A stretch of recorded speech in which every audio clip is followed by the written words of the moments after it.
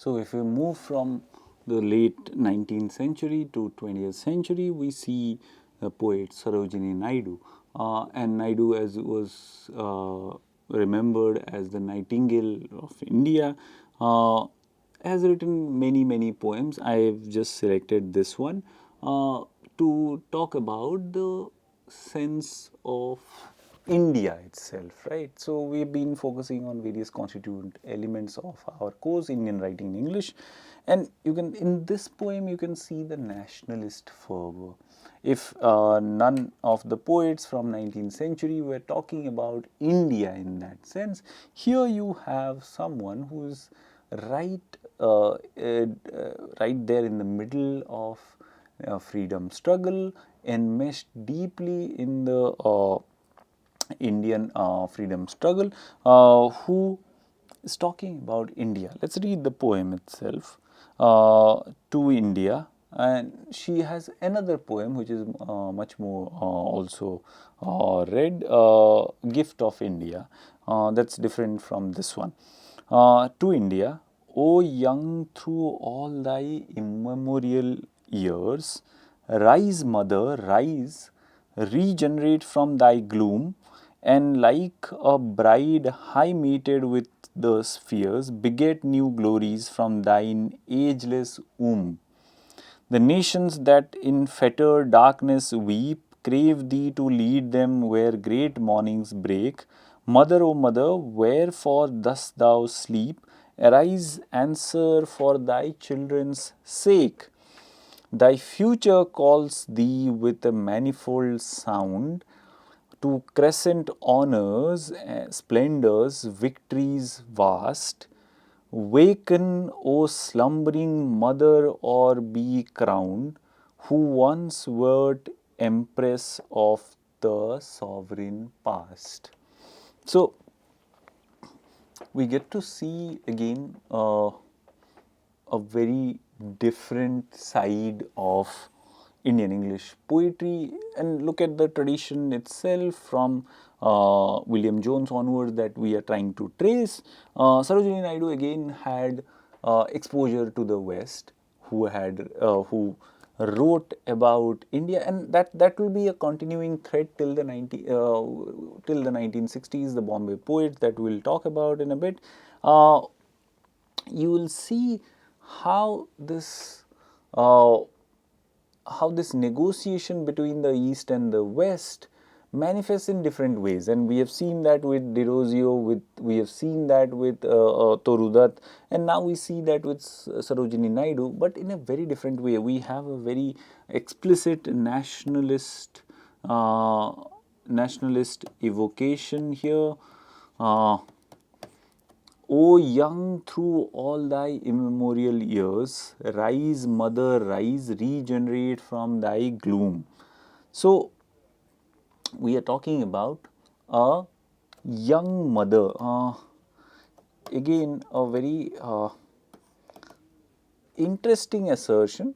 Normally, you will not associate these two terms together when considering you have all thy immemorial years. So, the first two lines kind of present a very interesting paradox. We are talking about a motherland here, and then this is a sense of motherland that comes from one of our writers that we have discussed, Bankim, from Anand Math, the famous song Vande Mataram, where the envisioning of India as the motherland kind of takes a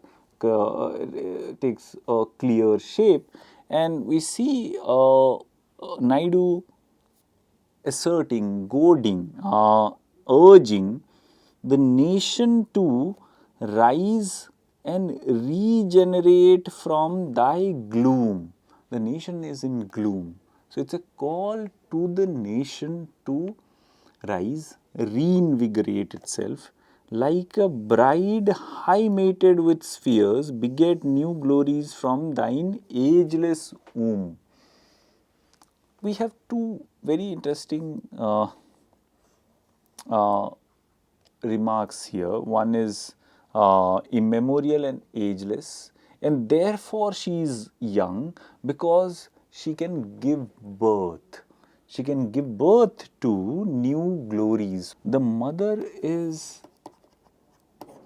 thought about not in terms of the usual conventional sacrificial or transcendental ways, uh, is not thought about in the conventional ways. The mother is mostly thought about in terms of reproductive apparatus. The mother who will high a bride high mated with the spheres. Let's think about what she's trying to probably suggest. She's trying to say probably that like all these years have been in gloom. She's talking about that now India should mate, like probably join hands with the spheres.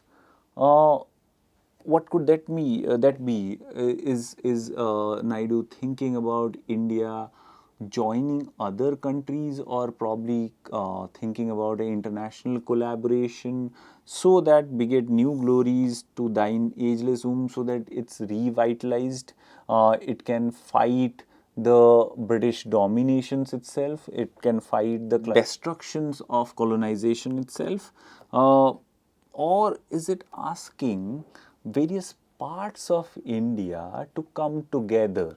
That the spheres are various like kingdoms or the kings that are fighting or have different opinions from each other, or different parts of India. They probably need to come together to beget new glories from thy ageless womb. That like ours is a old civilization, a immemorial years, ageless womb. That like ours is a older civilization which has always produced these great sons and daughters of the land, and now it's time to do that again. The nations that in fettered darkness weep crave thee to lead them where great mornings break. Mother, O mother, where therefore dost thou sleep? Arise, answer for thy children's sake.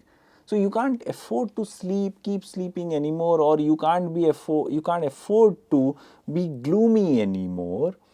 Therefore, on the one hand, if you have that sense of gloominess, that sense of a kind of a sedation, the kind of it's very much in its decline, or it's kind of sleeping, it's in slumber.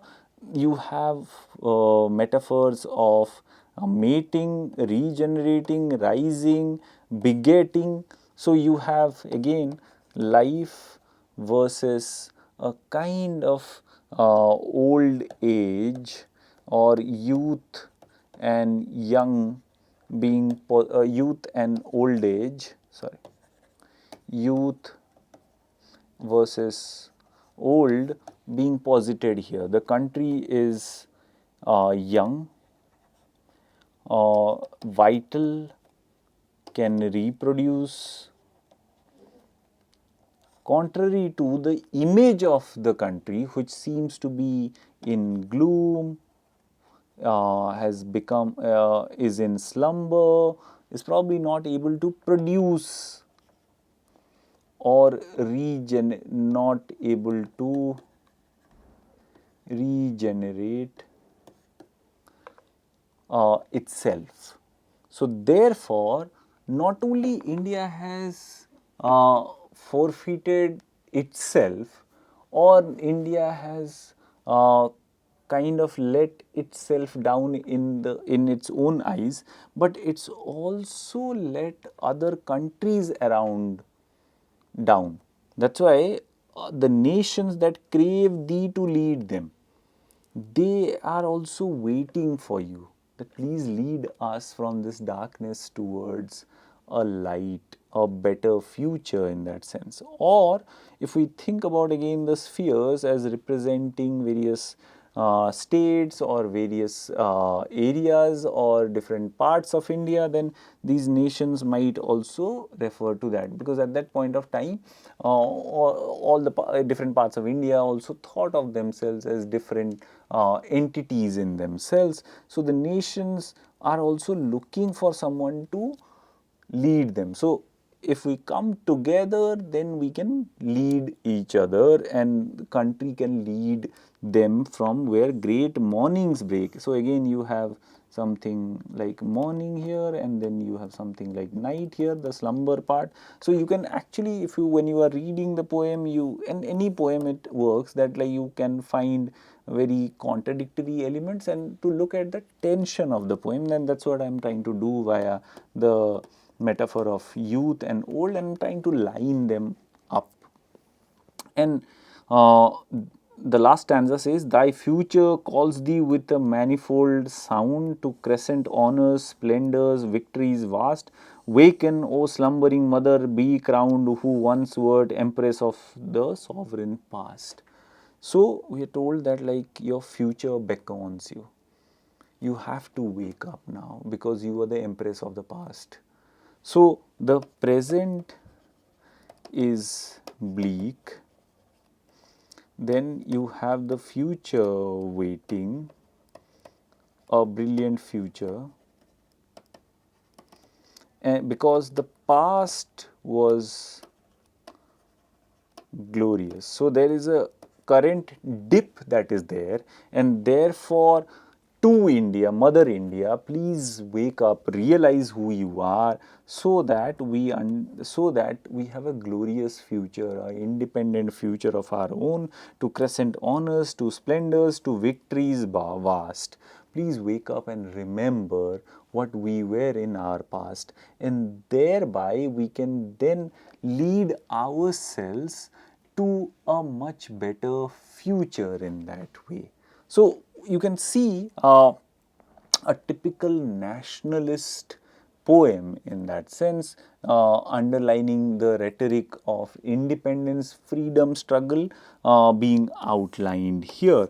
And with this we come to the beginning of 20th century, and you will see that in 20th century beginning we have reputed poets like Sarojini Naidu. But besides Naidu, there are very few poetic excellences that can be seen around in terms of Indian English poetry.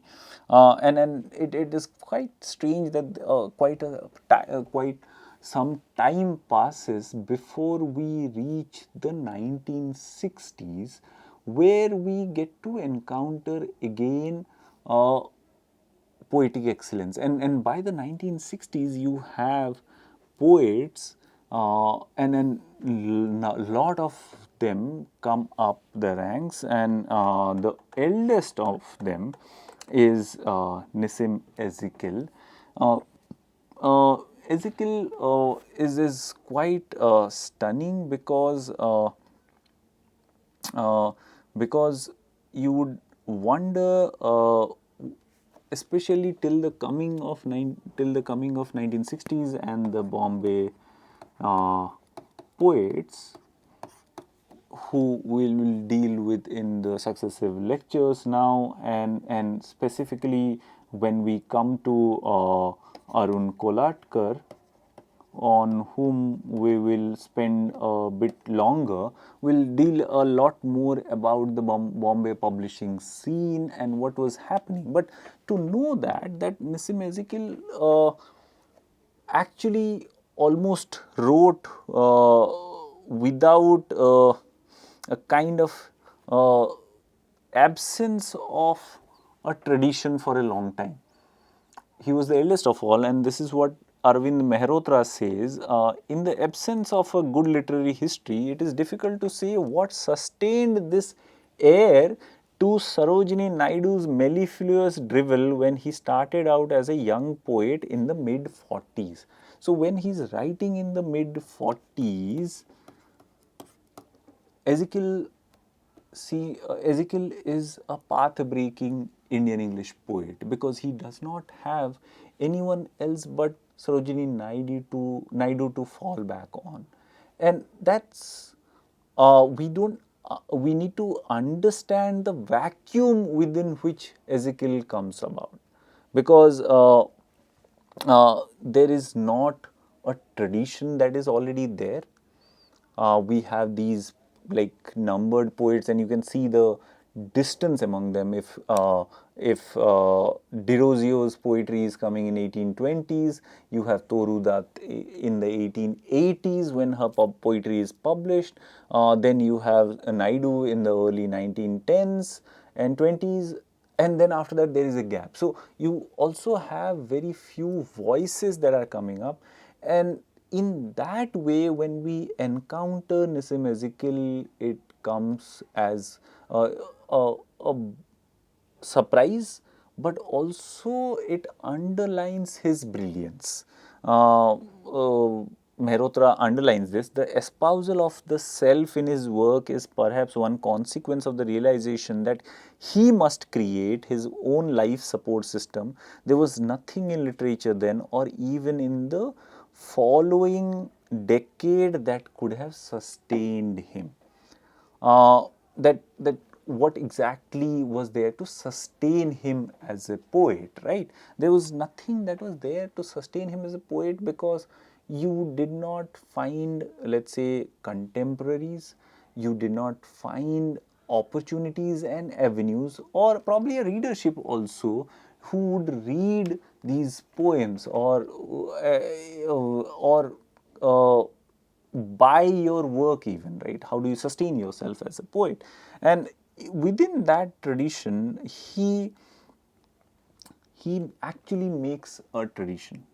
He makes the tradition. So if we are actually reading Indian English poetry, partly the credit goes to poets like Nissim Ezekiel and his Bombay group of poets, which included Arvind Krishna Mehrotra, Adil Jussawala, Arun Kolatkar, Dilip Shitre, and others that we will have a look at. So, uh, before we go on to think about Ezekiel, it's also important to know, and then some people have also spoken about it, that when Ezekiel is writing, he is standing at the crossroads of many things here. First is that there is the idea of English literature, and by this time it's pretty well established. You have English lit poets, and and its poets are well known and established. So you are drawing on essentially that tradition, because you as an Indian English poet, you are not probably drawing on Indian vernacular poetry, and we'll come to that when we discuss about Kolatkar more. As a English poet, Ezekiel is drawing on that colonial legacy. His mind was deeply entrenched in the Indian psyche itself. The Indian idiom was largely present in his own works itself. So what we get to see in Ezekiel is something very radical. Also, along with his own poetry, which we'll go to in a bit, it's very important to know that Ezekiel started something called Poetry India, which became the mouthpiece of Indian English poetry. People have discerned that there are twin motivations for Indian English, like Poetry India. One was it provided the literary space, which probably Ezekiel did not have when he was growing up as a poet. And the next thing was that he was also able to exercise editorial freedom to choose, curate the kind of poetry that would go on to signify modern Indian poetry. That would go on to signify modern Indian poetry. So he was much more selective in terms of the kind of poetry that came about from Poetry India. Anjali Nellekar tells us that physical appearance of Poetry India, and I am reading from her work, physical appearance of Poetry India was not radical at all. The classical font used for title and the editor's name as well as for the contents of the magazine denote a certain seriousness of poetic intent in its acceptable visual style. The classical font that was used for the title and the editor's name and the content, a certain seriousness was demonstrated itself. That this is serious poetry, that even though we don't have a tradition itself, and going back to again Derosio's complaint, right, that we don't have a tradition here, let me start one. And in that way Nissim Ezekiel is revisiting that idea that like let's start a tradition. And that's what you can see, the editor's name Nissim Ezekiel is in large fonts on the front cover under the title of the magazine, and that is the only overt manifestation of the editor's presence in the text. There are no editorials in the issues. The reader can only know the editorial preferences from the kind of content that is there. So you can see that like, okay, this kind of poetry is being celebrated, this kind of idiom is being celebrated, this kind of a language is what is desirable in that sense. So magazine did not attempt to shock the readers. It demanded a place next to other traditions of writing, other traditional published books that was there. So many have complained that Ezekiel was a conformist, but that would probably be a very reductive assumption to make, considering that he was the trailblazer. Yeah, we'll come back and look at we'll come back to look at his poetry and think about Nissim Ezekiel a bit more.